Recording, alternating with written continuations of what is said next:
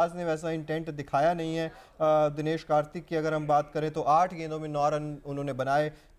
शुरुआत किसी भी बल्लेबाज को ऐसा नहीं था। शुरुआत विराट कोहली और फैफ डु प्लेसिस को अच्छी मिल गई। विराट कोहली 21 रन बनाए 18 गेंदों पर, फैफ डु प्लेसिस 23 रन बनाकर उसके बाद चलते बने और 2 चौके 2 छक्के। उन्होंने जैसे जब वो चौके छक्के लगा रहे थे तब लग रहा था कि ये लंबी पारी खेल जाएंगे, लेकिन उसको वो तब्दील नहीं कर पाए। दरअसल लंबी पारी में 3 चौकों के साथ विराट ने 21 रन बनाए हैं। ये वही विराट कोहली है जिन्होंने पहले मुकाबले में बेहतरीन खिलाया था। अनुज की अगर बात की जाए तो इन्होंने 1 रन दिया और 5 बॉलें उन्होंने इस पर खेली हैं और 1 रन बनाया है सिर्फ। हाँ। ये सब्स्टिट्यूट के तौर पर आए थे। जो इम्पैक्ट प्लेयर की हम बात कर रहे हैं, आरसीबी ने सोचा कि भाई बल्लेबाजी बहुत लड़खड़ा रही है, आप एक अतिरिक्त बल्लेबाज खिलाइए। उन्होंने भी कुछ नहीं किया। हर्षल पटेल, अब गेंदबाजी में उम्मीद थी कि भाई हर्षल पटेल विकेट्स दिलवाएंगे। गेंदबाजी की इनकी अगर मैं बात करूं, हर्षल पटेल 3 ओवर 38 रन इन्होंने खर्च किए हैं, 1 विकेट लिया है।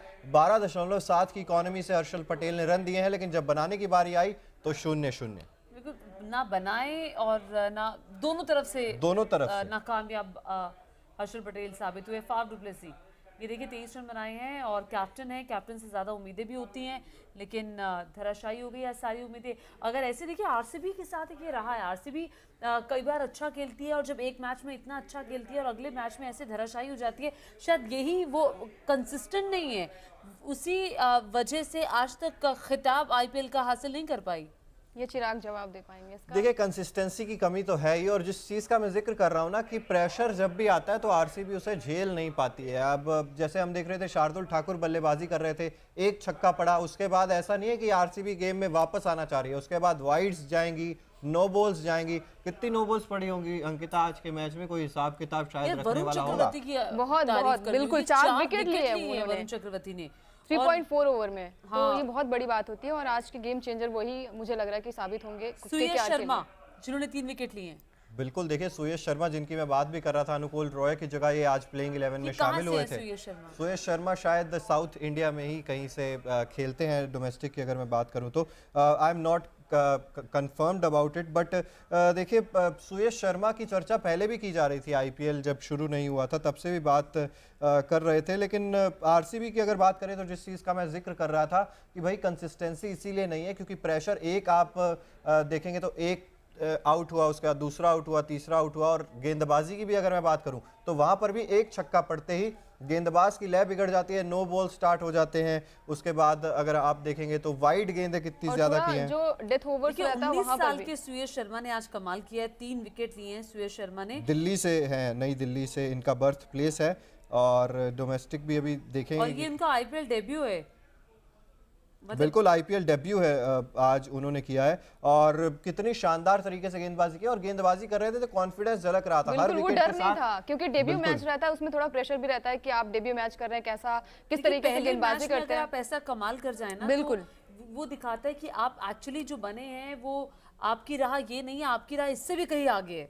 बिल्कुल। और सुनील नारायण की बात करेंगे, उन्होंने भी 4 ओवर में 16 रन दिए हैं और 2 विकेट चटकाए हैं। तो आज केकेआर की जो अगर गेंदबाजी की बात करें वो भी धमाकेदार। अच्छा, हम इसी गेंदबाजी को कह रहे थे कि गेंदबाजी लड़खड़ा सकती है केकेआर की। अब देखिए अगर मन में चाह हो और शाहरुख खान का साथ हो, शाहरुख पूरे मैच में बैठे रहे। बिल्कुल, शाहरुख पूरे मैच में बैठे परिवार के साथ भी आए थे, और वहां पर भी उन्होंने जिस तरीके से उनका अंदाज होता है, ऑरा होता है, वो भी साफ झलक रहा था। और चिराग ने आज अपने फैंटेसी टीम में भी उन्होंने बोला था कि अंकिता वरुण चक्रवर्ती को नहीं लेते, कुछ कमाल नहीं कर पाएंगे। देखिए मैंने तो लिया था, कमाल किया उन्होंने। नहीं, मैंने भी वरुण चक्रवर्ती को रखा था शायद। नहीं आपने, और आपके साथ ही शायद है। अच्छा वो भूल जाते हैं आज दिमाग काम नहीं कर रहा है शायद।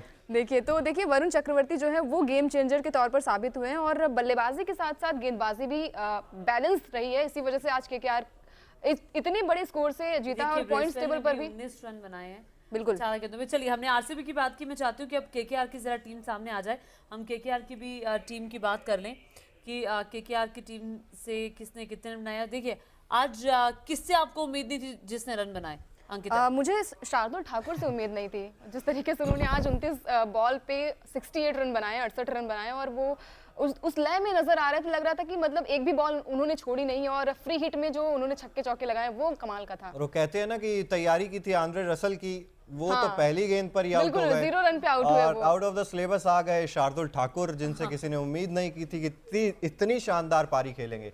और रिंकू सिंह ने भी उनका अच्छा साथ दिया। और मुझे लगता है कि देखिए शार्दुल ठाकुर ने ना अपनी वो WTC फाइनल की टिकट भी कहीं ना कहीं फाइनल कर ली है, लेकिन अभी हाँ आईपीएल क्योंकि बहुत लंबा है, आगे देखेंगे कैसा परफॉर्मेंस रहता है। लेकिन अगर इसी तरीके से खेलते रहेंगे ना तो भारत की वो समस्या, गुरबाज ने जब शुरुआत में आए एक ठोस शुरुआत देना बड़ा जरूरी होता है, तो 57 रन गुरबाज ने बनाए हैं और 44 गेंदों पर। हालांकि वेंकटेश अय्यर उनका ज्यादा साथ नहीं दे पाए, मनदीप भी 0 में नॉक आउट हो गए। नीतीश राणा को आपसे बहुत उम्मीद थी अंकिता, नीतीश ने नहीं आज कुछ किया राणा ने। देखिए उन्होंने कैप्टन का रोल उस तरीके से निभाया नहीं, लेकिन देखिए उनके बाकी और सहयोगी साथी जो थे उन्होंने कमाल किया। और आज शायद शार्दुल ठाकुर का दिन था और कमाल करके रिंकू सिंह 46 रन, बिल्कुल जिस तरीके से रिंकू सिंह ने भी अगर चिराग उन्होंने भी डेब्यू किया ना। रिंकू सिंह के बारे में बताएं आप। देखिए रिंकू सिंह ने पिछले आईपीएल में बहुत इंप्रेस किया था केकेआर की तरफ से खेलते हुए, और हम बात करते हैं उत्तर प्रदेश से आते हैं और केकेआर के स्क्वाड के साथ शायद 2015 या 16 से उनके साथ ही हैं, खेलने का ज़्यादा मौका मिलता नहीं था। पिछले साल जब केकेआर के लिए उन्होंने डेब्यू किया था तभी लग रहा था कि भाई इस खिलाड़ी में दमखम है, वहाँ पर कुछ अच्छी पारियां। और आईपीएल 2022 की अगर मैं बात करूं तो कुछ आखिरी मैचेस में ही खेले थे रिंकू सिंह, उसके बाद लगा कि भाई 2023 में धमाल मचाएंगे और ऐसा ही लग रहा है अभी भी। और दूसरा आपने कोलकाता को रोकने के लिए 7 बॉलर्स का इस्तेमाल किया, आपका कोई बॉलर जो था वो आपको बेहतरीन नहीं लग रहा था। अगर आप देखेंगे तो आपने सिराज, विली, गेंदबाजी कमजोर है। मैंने मैच से पहले भी कहा था कि आरसीबी की गेंदबाजी एक चिंता का विषय जरूर है, क्योंकि वहां पर इनएक्सपीरियंस है। हर्षल पटेल की मैंने बात की थी, फॉर्म में नहीं चल रहे हैं। मोहम्मद सिराज रन्स लीक कर रहे हैं, मैंने ये भी बात कही थी कि कंसिस्टेंटली नहीं है। 38 रन दिए अक्षर पटेल ने, बिल्कुल हर्षल पटेल ने बिल्कुल। और मोहम्मद सिराज ने भी बहुत ज्यादा रन लीक किए हैं, मैं कहूंगा उन्होंने भी इतनी अच्छी कोई गेंदबाजी करके दिखाई नहीं। 44 रन दिया, 1 विकेट लिया है, काफी महंगे साबित हुए हैं ये आरसीबी के लिए। विली ने 4 ओवर में वहीं 16 रन दिए हैं, 2 विकेट लिए। विली बहुत बेहतरीन रहे हैं। अगर आप विली की इकोनॉमी रेट की बात करेंगे तो विली ने अपना वो निभाया है, अपने परफॉर्मेंस को उन्होंने बेहतरीन किया है। वहीं अगर आप ब्रेसवेल की बात करें तो 3 ओवर्स में 34 रन दिए, 1 विकेट लिए। इसके बाद करण शर्मा ने 2 विकेट लिए हैं। करण के बारे में आप बताइए। देखिए शुरुआत में तो ऐसा ही लग रहा था कि आरसीबी इस मुकाबले को बहुत लीड कर रही है। शुरुआत में लगा कि यार ये तो 170 या 160 भी नहीं बन पाएगा, क्योंकि 5 विकेट्स बहुत जल्दी गिर गए थे केकेआर के। अगर मैं फॉल ऑफ विकेट्स की तरफ भी नजर डालूं तो 5वां जो विकेट गिरा था वो 89 रन पर गिरा था, और उसके बाद 5वें विकेट के बाद जो 6ठा विकेट गिरा वो 192 पे। तो यहां से आप देख रहे हैं 100 से ज्यादा रन की पार्टनरशिप रिंकू सिंह और शार्दुल ठाकुर के बीच ये जो हुई थी, वही मुझे लगता है बहुत ज्यादा टर्निंग पॉइंट था गेम का। तब आपने रन्स भी इतने ज्यादा लीक करते रहे आप, और उसके बाद अगर मैं बात करूं तो बल्लेबाजी में तो फिर आरसीबी 200 देख के घबरा गई कि ये शायद नहीं बन पाएगा। फाइनली अब देखिए 9 मैचेस हो चुके हैं आईपीएल के, और ये 9वां जो मुकाबला है ये केकेआर ने जीत लिया है 81 रन से। इससे पहले आरसीबी ने टॉस जीता, पहले गेंदबाजी का फैसला किया।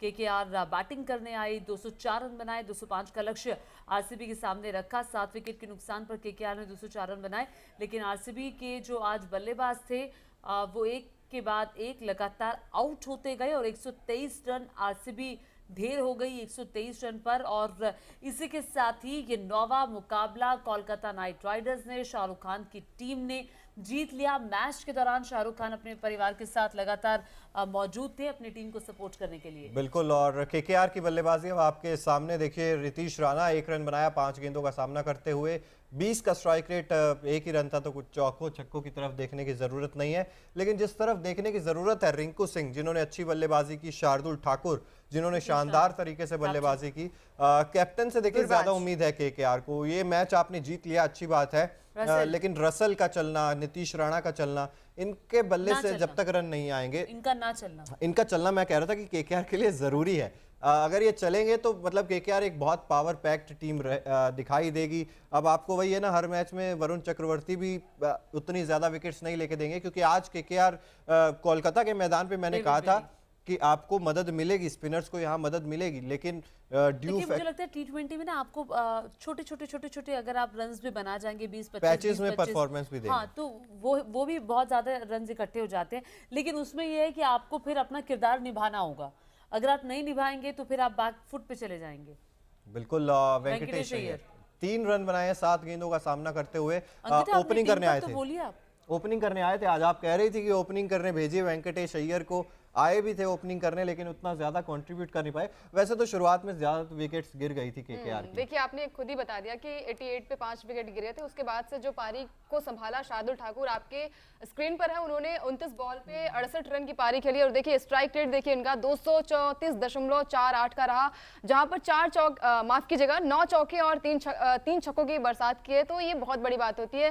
ये बल्लेबाज जब ग्राउंड पर था, चिराग उस वक्त कह रहे थे कि क्या कर रहा है यार, मतलब सिराज आज तो मैच हरा देगा। और देखिए मोहम्मद सिराज की बात करें, उन्होंने भी देखिए 4 ओवर में 44 रन दिए और 1 विकेट चटकाए हैं।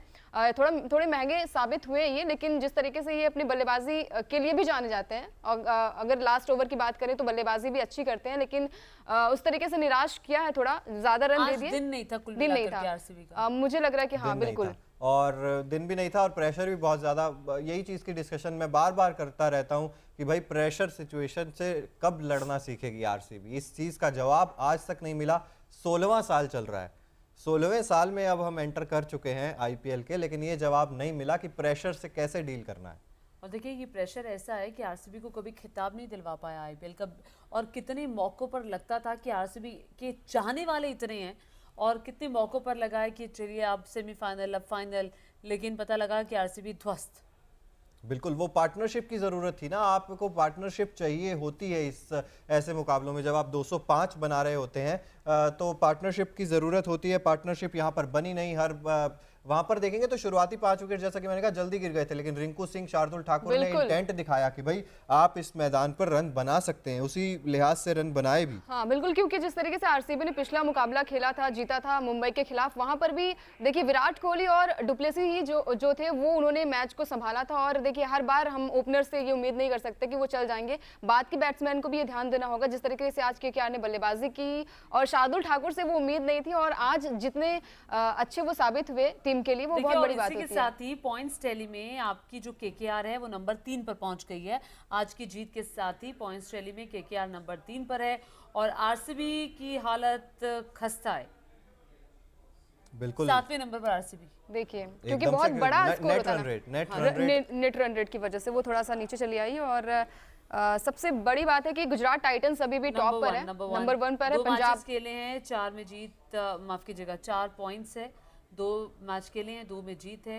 इसी पंजाब के साथ भी यही है। हाँ, पंजाब की हालत कितनी अच्छी है। बिल्कुल, कल का मुकाबला जीती है, अच्छी होनी है क्योंकि मुकाबले दोनों ही जीते हैं। लेकिन वो आपकी और पंजाब की हालत एक जैसी रहती है, मतलब कभी वो भी नहीं जीत पाई ना जीत नहीं पाई, लेकिन दिल्ली भी नहीं जीत पाई है अभी तक।